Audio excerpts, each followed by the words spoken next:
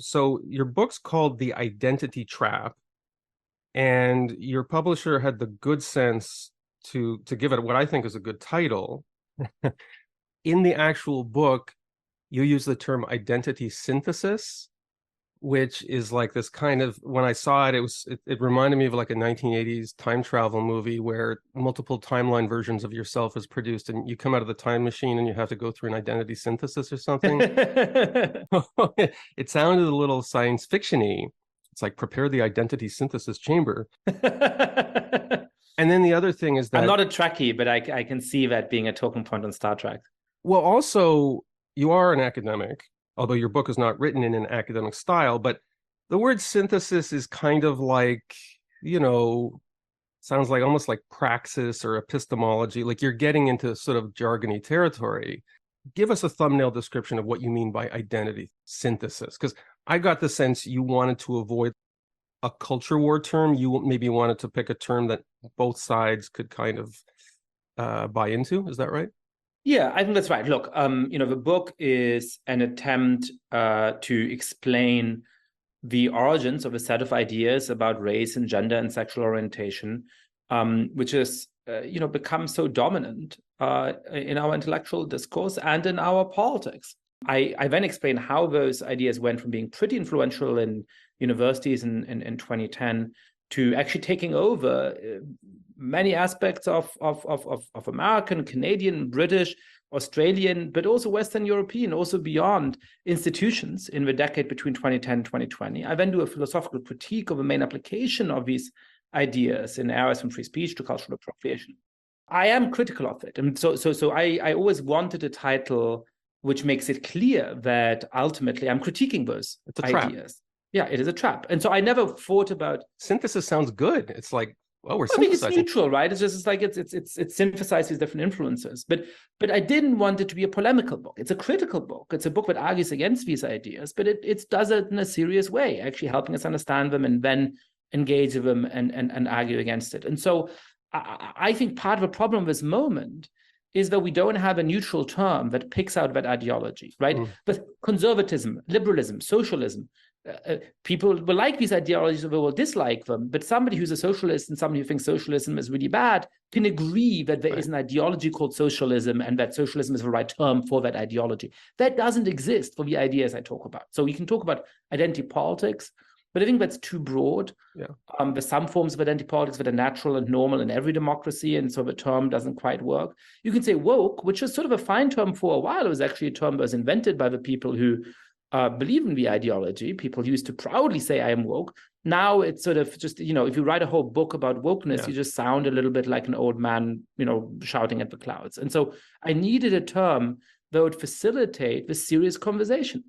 And I came up with identity synthesis, not because I think it's particularly pithy or I have particular hopes of it catching on, but because it does two things. It shows that these ideas are centered around identity, that really the fundamental transformation of our intellectual life is in how central we now think the groups into which we are born are to who we are and how we should treat each other and what kind of society we have.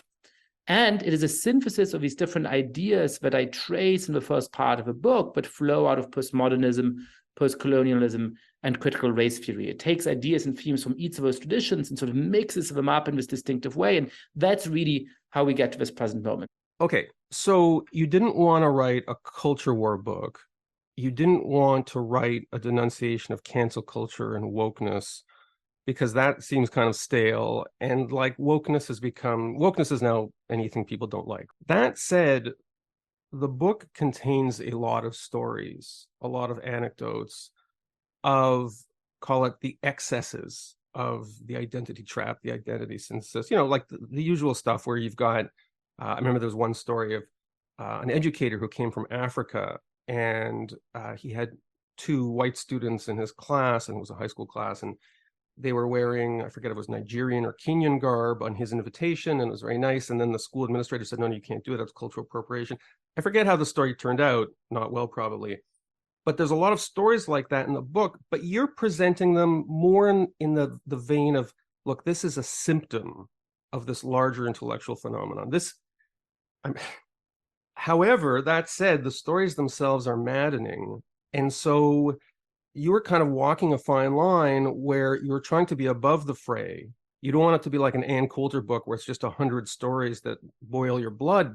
On the other hand, the stories are so enraging that it kind of takes over the reader's emotional reaction to it. Like, did you feel you were walking a fine line when you wrote this, that you had to show some of the negative repercussions of the intellectual currents you're describing, but you don't want to make it just another catalog of woke nightmare stories? Yeah, that's a great question. Yeah, I think so. And there's stories that I wrote and took back out, and I really thought about which stories to use. And I guess now that I'm reflecting on it, sort of a criteria that I applied, sometimes explicitly in my mind, sometimes implicitly, where first of all, stories that have real stakes. So there's a lot of really maddening stuff that happens, but it doesn't have high stakes. And so I think it's easy for anti-woke people to dismiss critics of the ideology and of some of the cultural changes, institutional changes we've had in the last decade as, oh, you guys are just, upset that somebody criticized you on Twitter, right? That kind of line. So I wanted to show stories that actually have real stakes. So, a story that I start the book with is about a mother in suburban Atlanta who wants to have a particular teacher for her kids, and usually that's something the school allows people to do. And I think she was a Black woman too, if I remember. She was a Black woman, yes. These were Black kids, and she was told, "Oh, you can't have that teacher. That's not the Black class." And she was told that by somebody who's herself a Black woman, the principal of the school, and who's a progressive, somebody who is quote unquote woke, right? And so that matters not just because it's consequential that these kids are being stereotyped in this way, but because it shows as a symptom the much wider way in which we now have embraced these forms, what I'm calling progressive separatism, in our educational system, right? I have a story about the vaccine rollout and the pandemic and the way in which sort of misguided considerations about equity ended up with a policy that was much messier, much less effective, much harder to implement, and probably killed more people, more white people, but also more non-white people, I think. And so one criterion was, which of these stories really matter? Which of these stories show that we're not just arguing over, little kerfuffles on Twitter, we're arguing about stuff that really matters. And then the other is that I want the stories to be illustrative, right? When possible, I want them to be illustrative of why is this principle that people are putting forward wrong-headed, and why is it that I can provide a liberal principle, a philosophically liberal principle that explains better what's going on in the world, and that points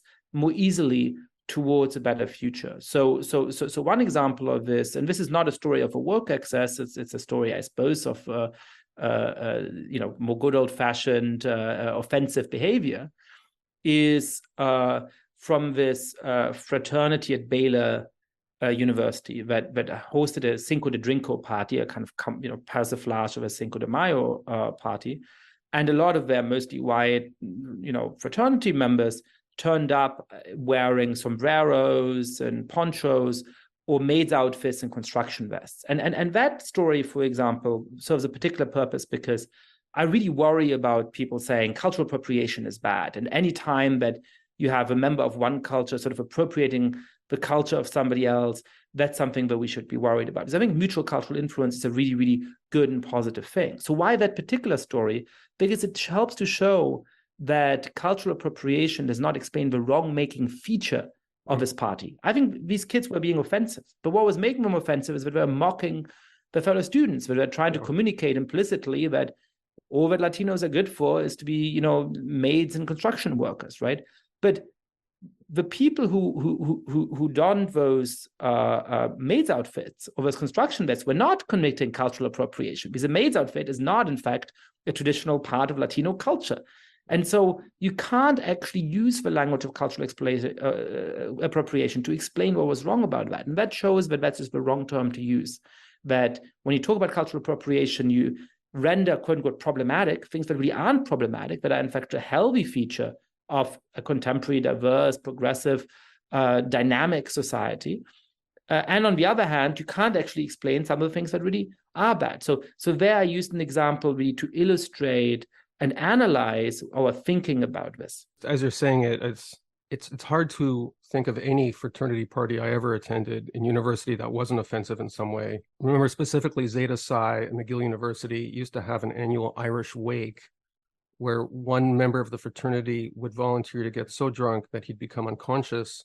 They would then put him in a mock coffin and prepare and pretend it was the wake for him, which no one complained about on cultural grounds. It was just seen as an incredibly bad taste, regardless of what culture you came from, and potentially dangerous. I mean, I in some ways regret not having gone to an American university, because I studied history and intellectual history, actually, which prepared me for this book, but it was very narrow, right? I went to college in England where you study one subject and that's it. And in some ways, I wish I'd had a US American or Canadian university education where you can take courses in all kinds of different things. But then I hear stories about American fraternities and I think perhaps I don't regret. So let's get into the weeds of, I guess, your real specialty, which is the history of intellectual movements. I loved the part of your book where you talk about Marxism, because I think there is this lazy conservative reflex where you see people throw around the term cultural Marxism. And the idea is that modern, again, identity politics, identity synthesis, I'm just going to call it the identity trap, that it's just somehow a new version of Marxism, but with multiculturalism sort of layered over it. You make the point, and I've tried, I don't have your intellectual pedigree, but I have tried to make this point when I'm talking to conservatives, that if Marx were around today, he would be horrified to see his name attached to this stuff, because Marxism was a universalist movement.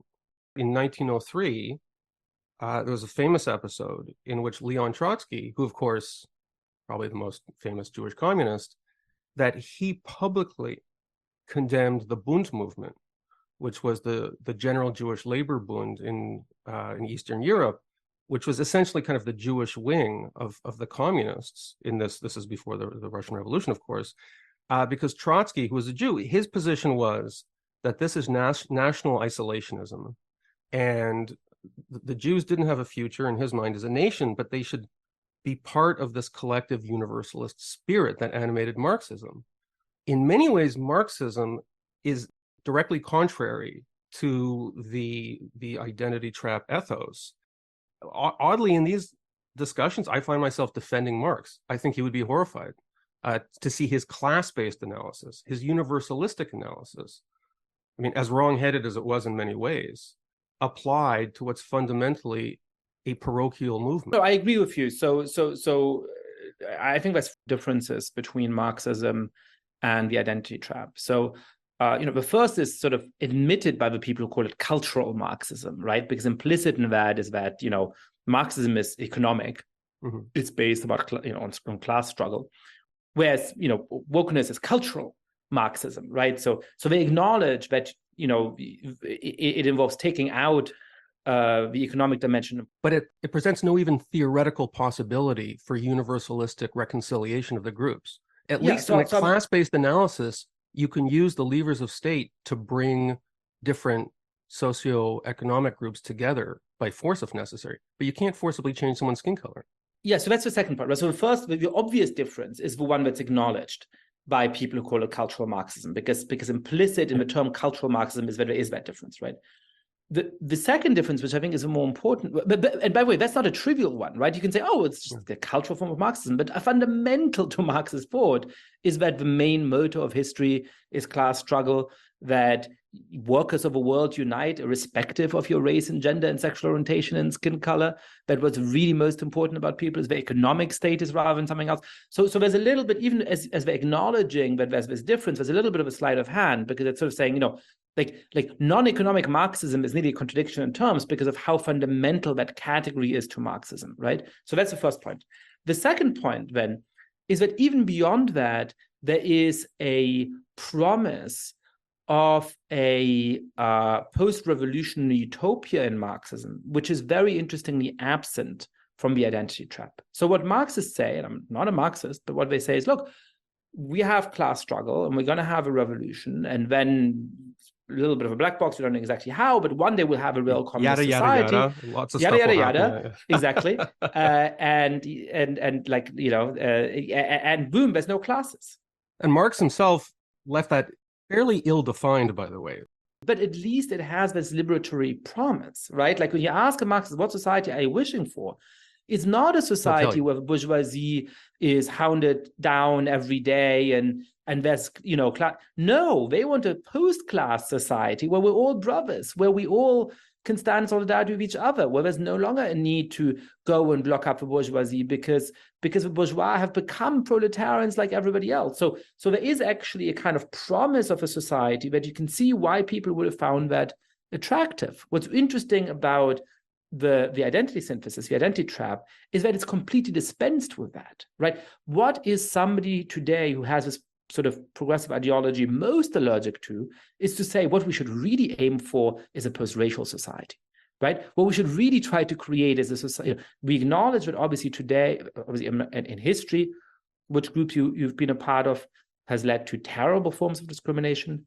Today in our society, yes, certain forms of disadvantage and discrimination persist, but what we should really aim for is a society where what group you're a part of matters less rather than more, in which we don't treat each other according to our race, but according to all being Americans, all being humans, right?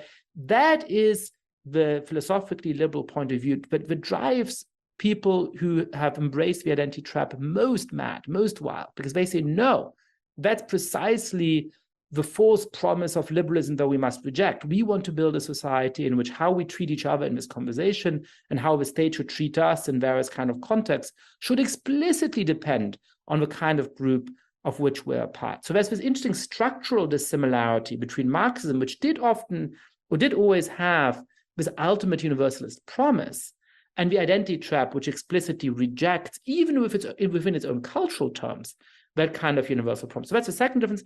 And then the third difference is that when you look at the actual intellectual history, the identity synthesis originates in thinkers like Michel Foucault, who explicitly reject Marxism and who are seen as enemies by the people in the societies who are Marxists.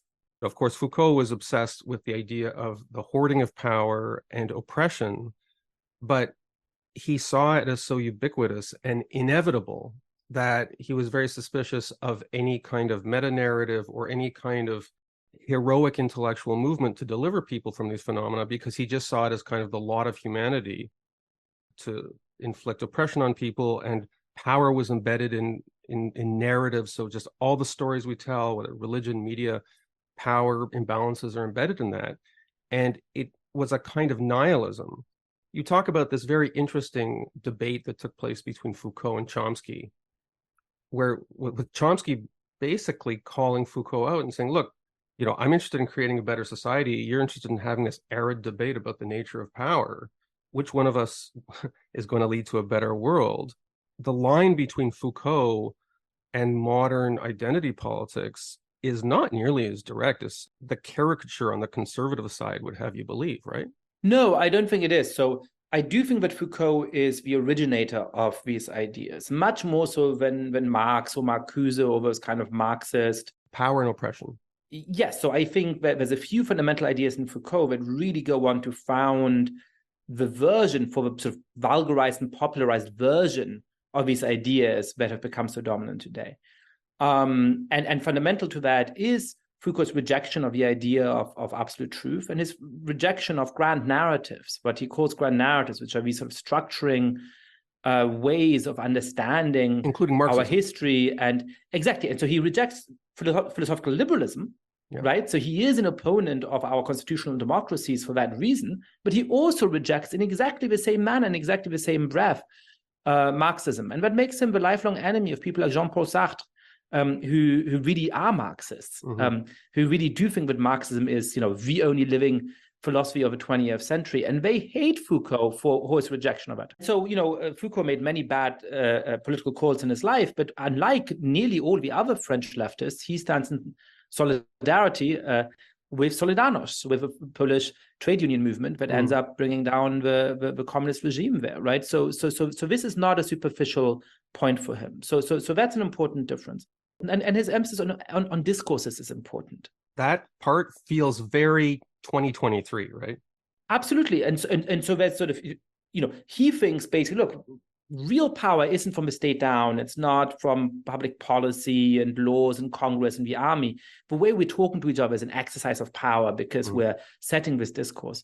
And people then politicize it later, people like Edward Said and his followers, to say, Foucault just wants to describe that. He thinks one discourse is going to be as oppressive as the next.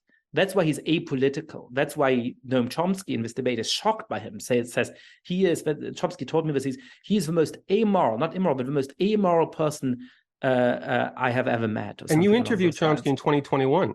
Yeah, I don't agree with him on many things, but we did both sign the Harper's letter, so we have that in common, and it was an interesting conversation. He was quite shockingly cavalier about many of the things going on in China today, which is one of the interesting pieces of it. But it was interesting to ask him about this debate with Foucault, and he was really genuinely shocked by the apolitical nature of Foucault. But the politicized version of what Foucault says about discourse is our politics in 2023. What is it to be a feminist in 2023? Well, you might think about some law or something like that, but really it is to praise or critique or whatever the Barbie movie, right?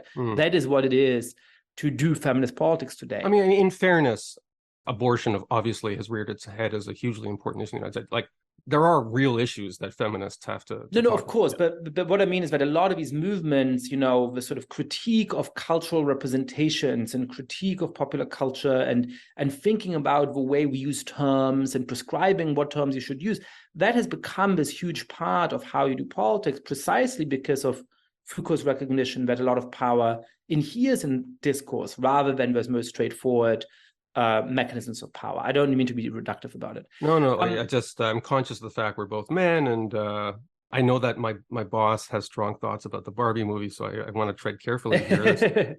But I think Foucault would also hate this political moment. So one of the most famous things that Foucault talks about, in fairness, he hated everything, right? I mean, but that is true. I mean, it's not much of an assumption to say he would hate it. But his biggest fear was a panopticon, right? The model of a prison in which there's a guard in the middle of his watchtower, and the cells are arranged in such a way that he can walk, in theory, be watching any of the cells at any one time. So if you're a prisoner, you have to self-regulate over time. So you don't know when you might be being watched. And so even if you're never being punished, you always have this fear of punishment that makes you self-discipline. And what is that other than description of Twitter in 2020, 2021, right? What is that other than a public sphere in which we have these forms of expressing ourselves to each other over time, but also of watching each other over time, of being watched over time, in which people can suddenly be fired or get in trouble for the wrong tweet or the wrong like on Twitter. And so we never quite know where the line is. We always have to self-discipline and anticipatory obedience. I think Foucault would have been really perturbed by the way in which we, the tools of what he would call discipline have become so much more powerful today. So I have a section at the end of part one called "Careful What You Wish For," which is a common intellectual predicament. But I think that Foucault and some of the other sophisticated thinkers that I chronicle, like Edward Said and Gayatri Spivak, with whom I have deep disagreements, but who are smart, interesting people, would be horrified by what became of their ideas in the form of people, for example, like Robin DiAngelo or Ibram X. Kendi. You introduce another thinker, and that's Spivak, who you just mentioned. She did something that I found very interesting, and this was new to me until I didn't know it until I read your book, is that she produced this bridge concept between the arid nihilism of Foucault, but also the real world imperative of advancing the interests of people who are currently oppressed. And I think she called it strategic essentialism. And when I saw that term and saw how you described it, I remember thinking, how come this woman and the term strategic essentialism aren't more famous? Because it sounds a lot like the animating premise of the identity trap. Yeah, I think it really is. So, you start with Foucault, who puts in place some of the basic intellectual foundations, the skepticism about truth, the rejection of grand narratives, including liberalism as well as Marxism, the attention to political discourses. The next step is Said taking the amoral description of these discourses in Foucault and politicizing them, saying, look, it's absolutely right that we should care about discourses, but the point is to change the discourses as an exercise and a tool of political power. And that gets you to a lot of sort of our political discourse today. And then the next key step, and here we're, in the post-colonial tradition, which unites Said and Spivak, even for the quite different thinkers, that is this idea of strategic essentialism. Now, Spivak is originally from Kolkata in India. She is deeply concerned about what she calls the subaltern, the poorest, most oppressed people in the world, many of whom living in the city that she grew up in, famously a very poor city in the middle 20th century. And she comes to renown as a translator and interpreter of postmodern and post-structuralist political thought. She has a famous introduction of one of the key post-structuralist texts, which is how she makes her name in the academy. So she buys the skepticism that people like Foucault have about basic identity categories, right? Foucault, in our terms, is gay or homosexual, but he rejects that term. He thinks that is a constraining understanding of the variety of sexual experience. And in general, we should be really skeptical of any kind of category of identity, another way in which Foucault is quite different from today. And there's this exchange that he has with a post-structuralist thinker where they say, look, it's time to stop. It's time for intellectuals to stop speaking for the masses, right? People like Marxists actually say that we have a vanguard of intellectuals. We have a vanguard of the proletariat. We intellectuals speak for the people who can't speak for themselves. And they say, no. It's time for workers and so on to speak for themselves. It's not our job. This horrified other intellectuals at the time. It did. And it horrified Spivak, right? Who's deep in that tradition, who buys the attack on essentialist accounts of identity that is associated with these postmodern and post-structuralist thinkers, who agrees that there is not really objectively such a thing as a proletarian, or even such a thing as a white person, or even such a thing as a man or a woman, right? But for political purposes, that's not good enough. Perhaps the proletarian in the streets of Paris can really speak for themselves. They've had an education, they have voting rights, they have all kinds of things. Well, the subaltern around the world may not be able to speak for themselves. The people in Kolkata who may not have been able to get an elementary school education, they can't speak for themselves in the same way. We need to be able to speak for them. So how do we resolve this contradiction? And this is where she comes up with this puzzling term, which she admits is kind of self-contradictory, of strategic essentialism. And essentialism means assigning an essential series of characteristics to different groups. Yes. So essentialism means, basically taking for granted the naive idea of what a group is, right? It's thinking there's white people and there's black people and there's Latino people and Asian American people, and there's some rational way in which we can ascribe people to those groups. That would be an essentialist belief, right? And she thinks, look, like philosophically, I buy that doesn't really make sense. That's kind of wrong, right? But for strategic purposes, to allow the subaltern to be to fight back, for me as an intellectual to be able to speak on behalf of these groups that can't speak for themselves, we have to sometimes act as though these essentialist accounts of identity were true. That is the strategic element of it. And this, of course, becomes hugely influential today. When you go to any training on campus about race, run by an assistant dean for whatever, they're going to say something along the lines of, race is a social construct. Mm-hmm. It's totally fake. It has no biological reality, but we're all racial beings. Well, that's why this term racialized, I don't know if it's popular in other countries, but in Canada, it now appears in legislation, which allows politicians and academics and activists to bridge this contradiction. They say, well, of course, I don't believe in race. I think it's ridiculous. However, all of these millions of people have been racialized in the sense that they've been victimized by the artificial construct of race. It does create this bizarre situation where you have whole cadres of progressives obsessed with talking endlessly about something that they don't think exists. I share the belief that there's no biological basis to race in any straightforward way. And I share the belief that obviously in some contexts it's important to talk about race. When you talk about the history of chattel slavery in the United States, you obviously need to talk about race. But we should always bear in mind that these are artificial categories that we should therefore be very wary of incorporating in positive legislation. And we precisely don't want a society in which how you treat it will in a lasting way depend on this arbitrary category that you've been put into. But the strange function of terms like racialized, or the broad idea of strategic essentialism, is to acknowledge the philosophical reasons to be, quite skeptical about these identity categories, but then be able to go on and quite unthinkingly operate with identity categories. So if you're white, you're a privileged person, you have to check your privilege and you're going to be treated in a particular kind of way. And, if you're from a different ethnic group, then, you must be marginalized and oppressed, even if perhaps you're the child of, millionaire immigrants, right? It's a way of being quite simplistic in your analysis of a current reality, while sort of pretending to have understood the point about this. And one interesting footnote, by the way, is Spivak herself as the main example of how you're going to then use these strategic forms of essentialism. Says, well, women, it's kind of hard exactly to say what women will have in common. It's unclear that we will have, an essential characteristic that we share. But for political purposes, we should act as though that was the case anyway. And so I'm going to define a woman by the fact of having a clitoris, which, of course, interestingly today would be controversial for very different reasons. Yeah, we don't have time to get into that. Yeah, but the book's very interesting. It's sort of a hybrid of like tales ripped from Twitter, but also some fairly deep analysis of some of the most important thinkers of the 20th century. And one of them, very interesting person you give a lot of ink to, is Derek Bell, who was a pioneering African-American thinker. I thought it was very interesting.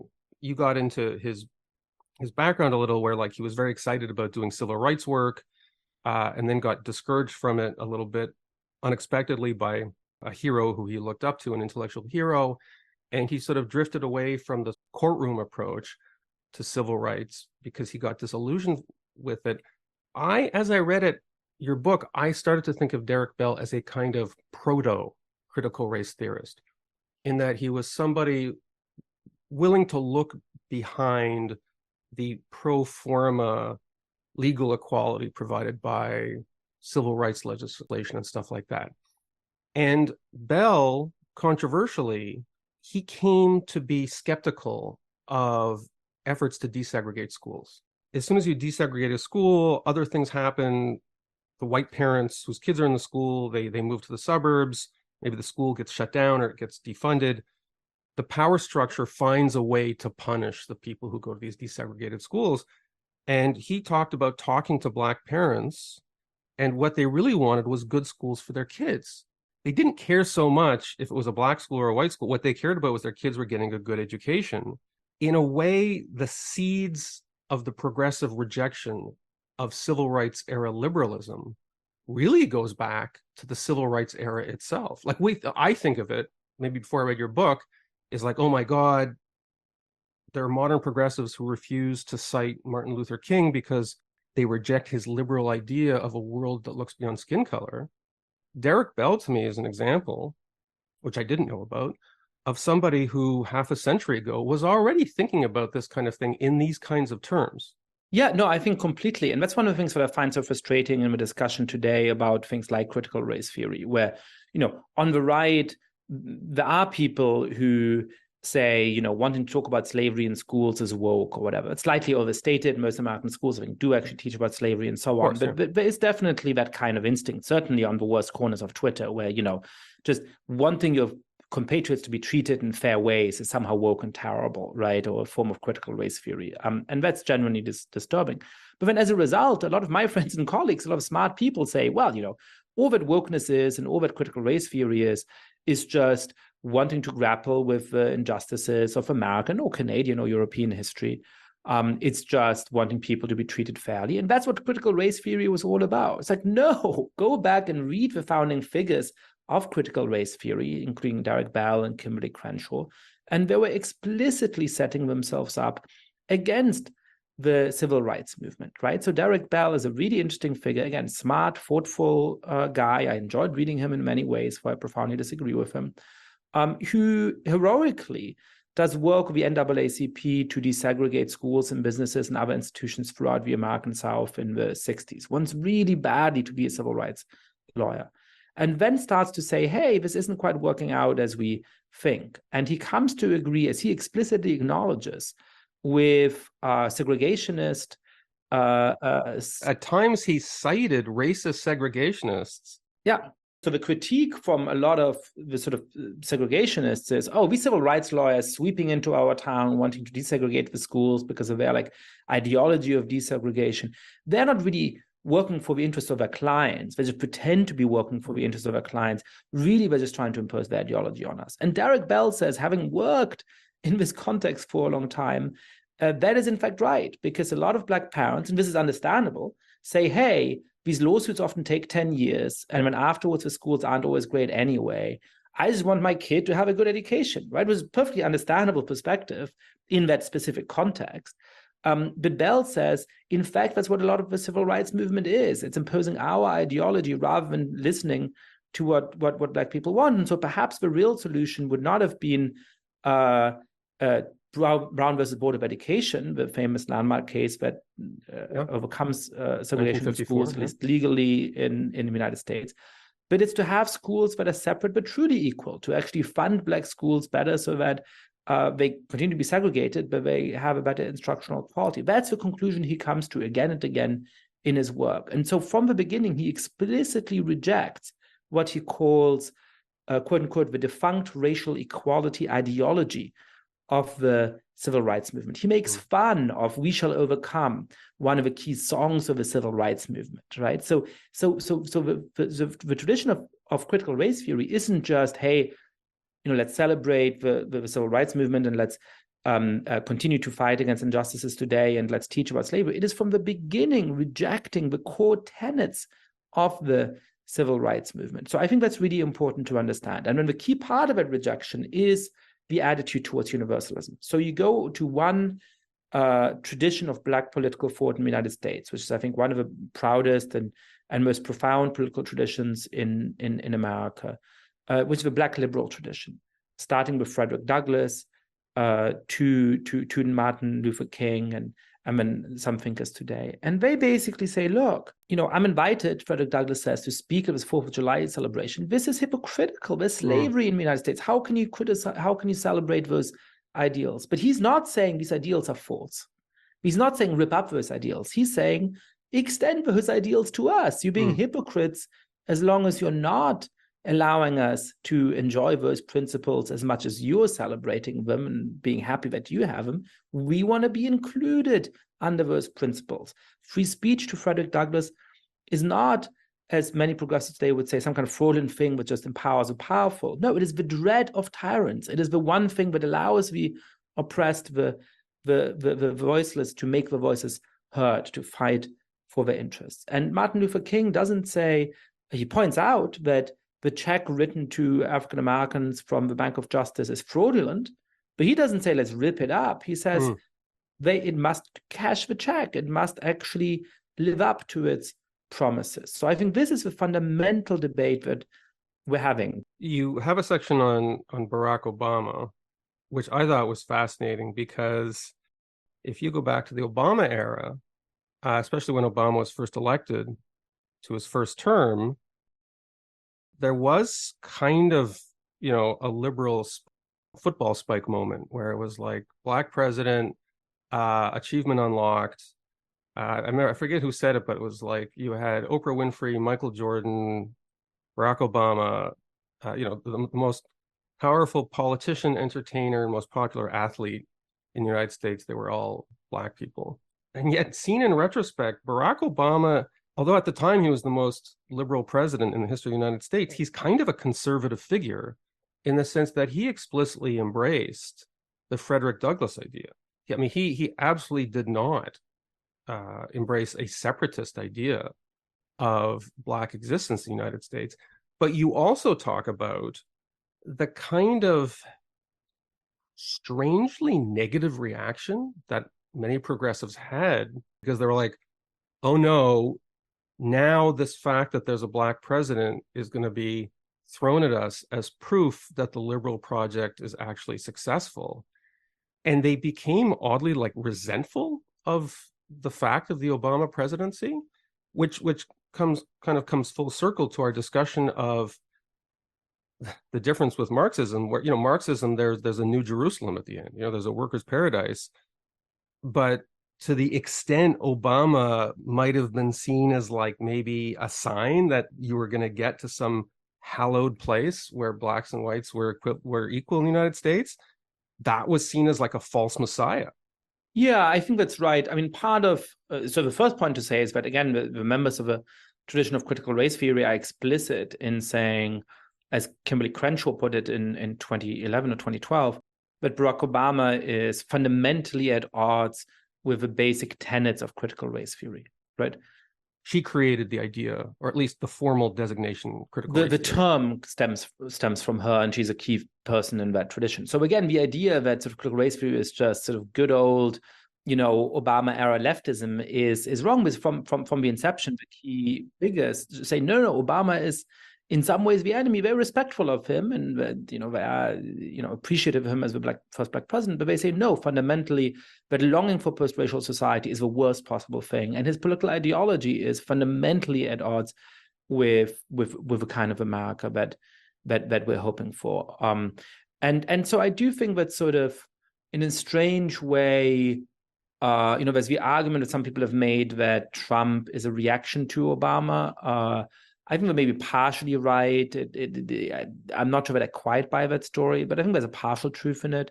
In the same way, there's probably a partial truth to the fact that the left wanted to differentiate itself from Obama after the initial enthusiasm saying that everything hasn't been fixed and we're still angry and there's still stuff that doesn't work great, some of it for good reason, then drives a much more radical form of identitarian progressivism, because the sort of most straightforward sort of scorecard kind of account versus outline has been reached. So there needs to be a next step, right?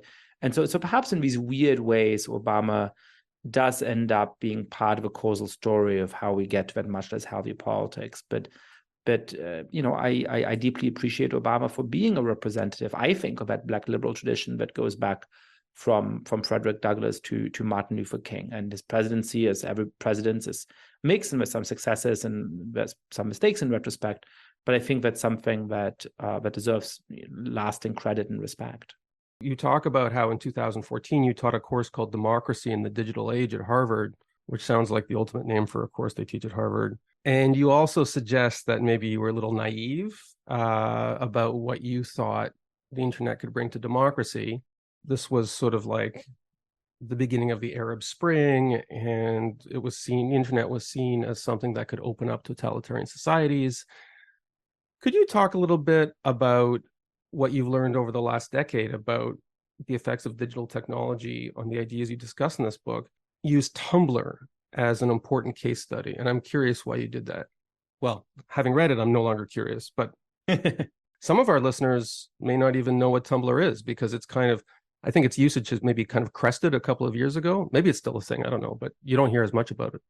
So I've been naive about lots of things in my life. I think I wasn't naive about the internet and democracy, but I was struck by the fact that at the time, my students were still really naive about it. This was perhaps 2013, 2014. So you were sophisticated, they were dumb. I was, yeah, of course. I'm the narrator of a book. Of course, I was sophisticated. Yeah. Okay. But at the time, I mean, it's hard to remember now, but 10 years ago, there's still this idea that social media connects people because it reduces the cost of communication completely, and you can talk to anybody in the world, and we're all going to have this mutual understanding, and we're going to seek out people very different from us and have these meaningful conversations. And of course, what happened is the opposite, right? That what people actually do is to find people who agree with them on everything and who share a lot of identity categories. And I think sort of the founding moment of that was not, as you point out, TikTok or Instagram or Threads or Facebook or Twitter. It was actually Tumblr, which predated most of those platforms. It's a video service. It is a kind of microblogging service where you can have little videos and memes and text and audio. It's quite open to different forms of medium. It was very popular among teenagers in the late 2000s and 2010s. And one of the key things it allowed people to do, which, for example, Facebook didn't at the time, was to self-organize by a topic tag. So you could look at everybody who had posted a particular kind of term, and that could become a principle for organization. Gender fluid, for instance.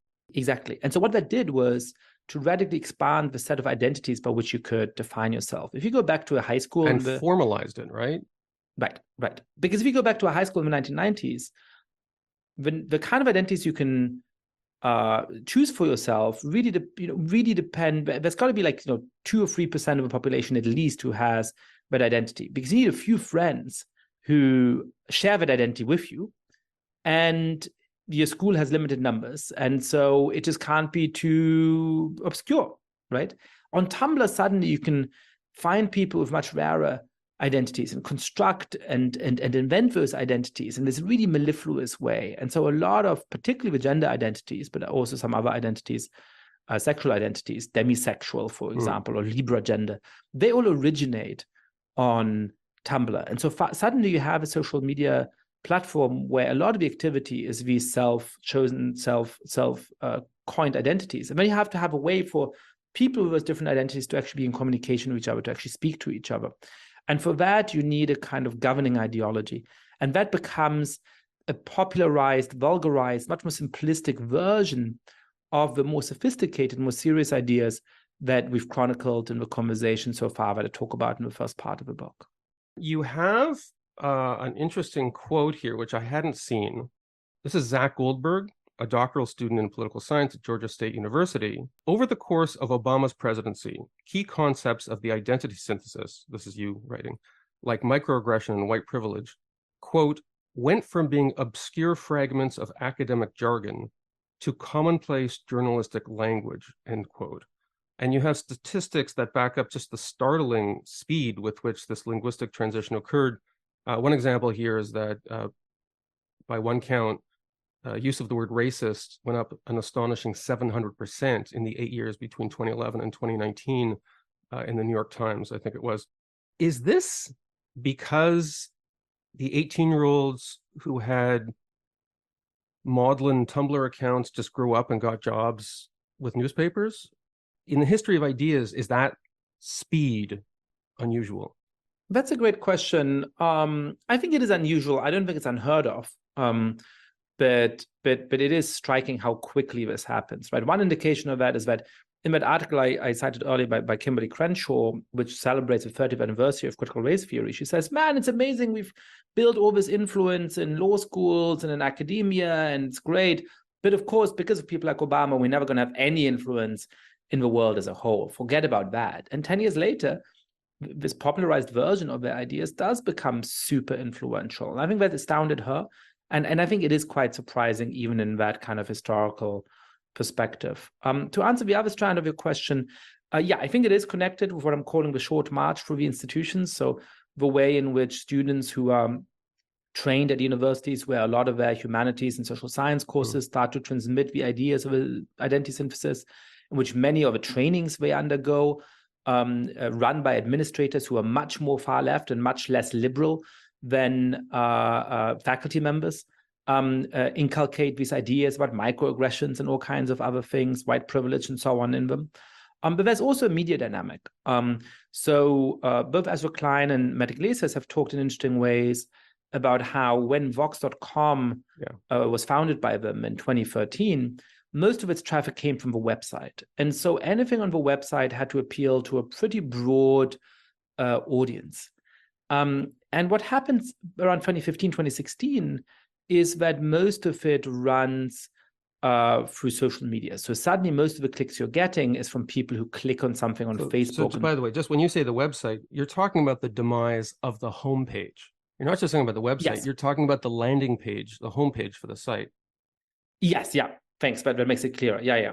And so suddenly you don't have a constraint anymore. It doesn't matter if 9 out of 10 Vox articles are boring to the average Vox reader, because you don't have this landing page that everybody goes to in order to find what they're going to read, and you have to keep them coming back. No, you find your readers on Twitter and on Facebook, and we write an article about Asian Americans, or an article about veganism, or an article about something that has a very strong either political cause-based network or identity group network on social media.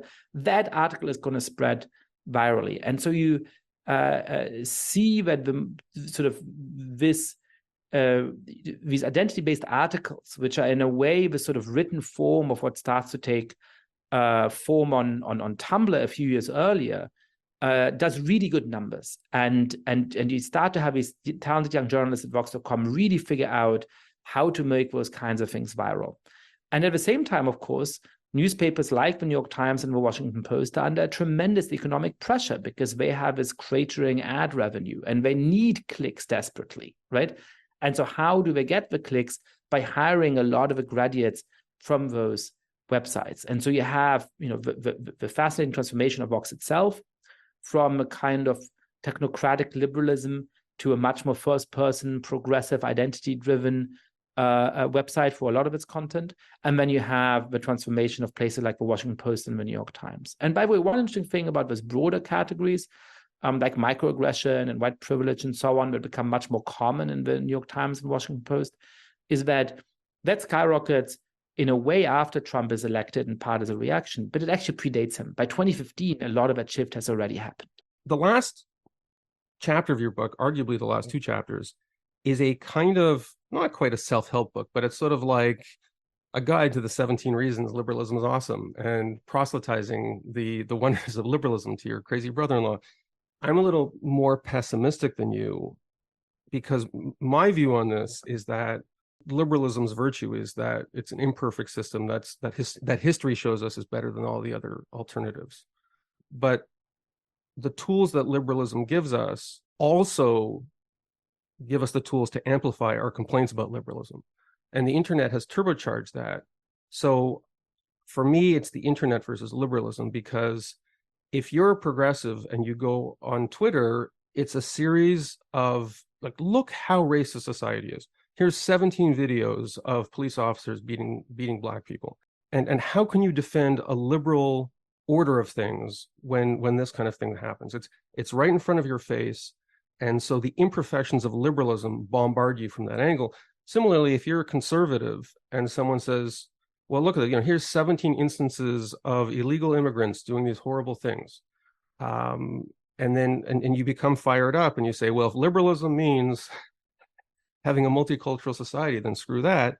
To me, the central question is the emotional immediacy of this outrage porn that you see on social media, which amplifies the pre-existing vulnerability of liberalism to attacks based on its imperfections, its inevitable imperfections. I'm not sure liberalism wins that war. This is a great question. Let me start with one thing that I think will give a right background here. There's been a debate about whether you can define wokeness, and there's been some viral clips of people failing to define wokeness and so on. Mandel, I think, was that her name? I think that's right, yeah. I feel terrible for that woman. And she was, by the way, having a personal situation in the background. Yeah, and she said that she sort of froze up and so on, which can happen when you're on a live broadcast. But I think a lot of people who are rightly worried about these ideas do have trouble explaining very clearly what it is they're worried about. Here, I think, is the rational reconstruction, the really sort of core of the ideology we're dealing with. Number one, the key way to understand the world, the key prism for understanding anything in the world is race and gender and sexual orientation. That's why something like Robin DiAngelo says that whenever a white person interrupts a Black person, they're bringing the whole apparatus of white supremacy to bear on them, which makes me think that DiAngelo doesn't have any Black friends, because part of friendship I've interrupted you a lot, and yeah. that wasn't my intention. Just I think it's Canadian supremacy that you're pretty much, yeah. The second point is that all of these universal values and neutral rules, I think, as I said earlier, they're really just pulling the wool over people's eyes, right? It's the whole point of them. The purpose of the United States Constitution is to hide and perpetuate the forms of racial and other discrimination that have always stood at the core of, a place like the United States. And then the third is, therefore, we should rip up those kind of rules and norms and, go through, as Bell would say, separate but truly equal, right? Like build a society in which how you're treated does explicitly depend on the group you're from, except that now we're going to treat sort of marginalized groups better than non-marginalized ones. Now, I agree with you that social media helps to make some of these ideas plausible, because it brings often deserved attention to racial injustices, and because it has a negativity bias. So it makes it really easy to think, hey, racism, as Bell said, is permanent. There's no improvement. America today is as racist as it was in 1950 or 1850, even if you knew anything about what America... Possible. It makes the notion of progress impossible. Right. And if you know anything about America in 1950 or 1850, you know that it was a much, much, much, much worse place. But that's not what it looks like on Twitter, right? So then liberals have this response, I think, to those three core postulates, which is to say, hey, no, these categories of identity, race, gender, and sexual orientation, they matter. And a lot of situations you can only explain through them. But there's other categories that matter too. Class matters, as we said at the beginning of the conversation. Religion matters. Personal views matter.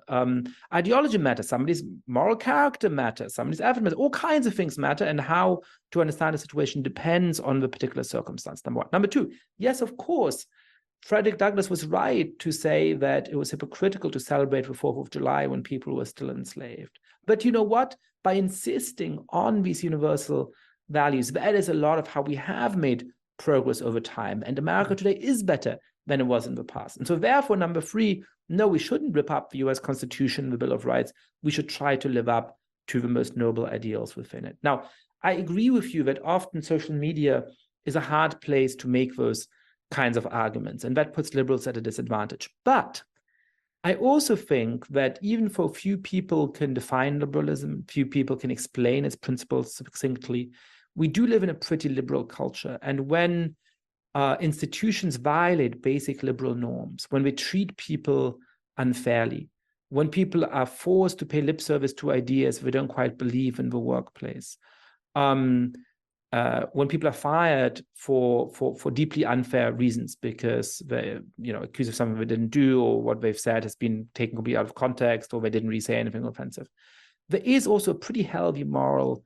instinct to say something's wrong here. And I've seen that among my friends. I have an acquaintance who was always skeptical when I would discuss some of the shortcomings of the identity trap and talk about its dangers. And he was much more progressive than I am. And for, Yascha is going off on this thing again.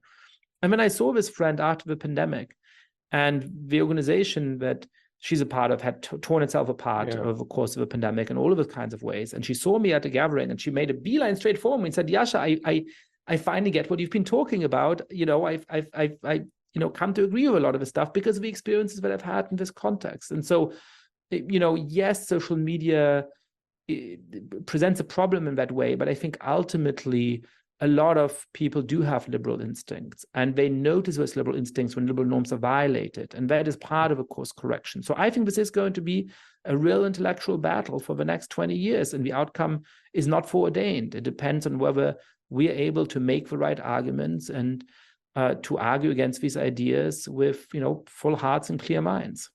Yascha Mounk's new book is The Identity Trap, a story of ideas and power in our time, available on Amazon and pretty much wherever you might buy a book. My understanding is it's selling pretty well and you're getting lots of media attention.